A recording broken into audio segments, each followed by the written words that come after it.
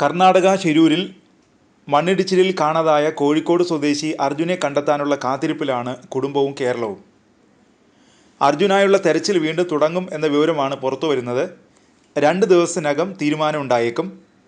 ഗംഗാവാലി പുഴയിലെ ശക്തമായ അടിയൊഴുക്കാണ് തെരച്ചിലിന് തടസ്സമായി നിന്നത്. അടിയൊഴുക്ക് കുറയുന്നതായി കർണാടക മുഖ്യമന്ത്രിയുടെ ഓഫീസ് അറിയിച്ചെന്ന് AKM അഷ്റഫ് MLA അറിയിച്ചു. നേവിയുമായി ആലോചിച്ച് തുടർ നടപടികൾ സ്വീകരിക്കുമെന്നും MLA പറഞ്ഞു.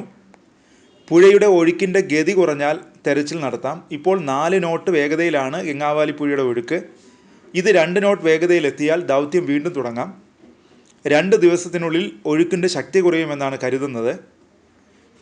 കൊച്ചിയിലെ നാവിക ആസ്ഥാനത്തെ ഉദ്യോഗസ്ഥരും കാർവാർ നാവികസേന ആസ്ഥാനത്തെ ഉദ്യോഗസ്ഥരും തമ്മിൽ ആശയവിനിമയം നടത്തും. തുടർന്നാവും തിരച്ചിൽ രീതി തീരുമാനിക്കുക.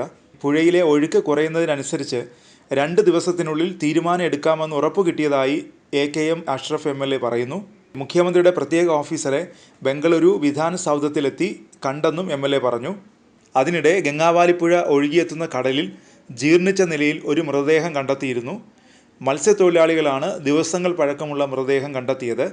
ഗംഗാവാലി പുഴയിൽ നിന്ന് 35 കിലോമീറ്റർ അകലെ അകനാശിനി അഴിമുഖത്താണ് മൃതദേഹം കിടന്നിരുന്നത്.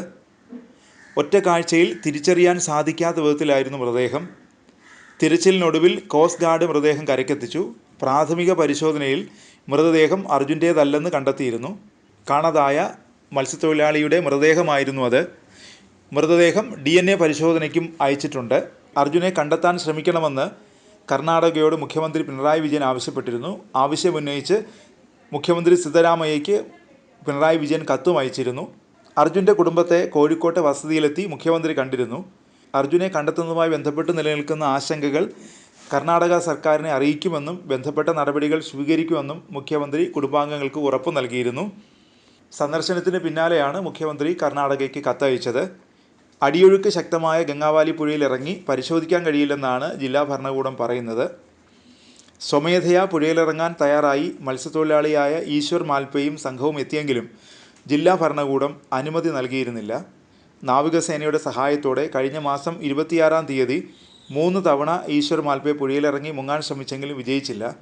ഒരു തവണ വടം പൊട്ടി ഒഴുകിപ്പോവുകയും ചെയ്തിരുന്നു.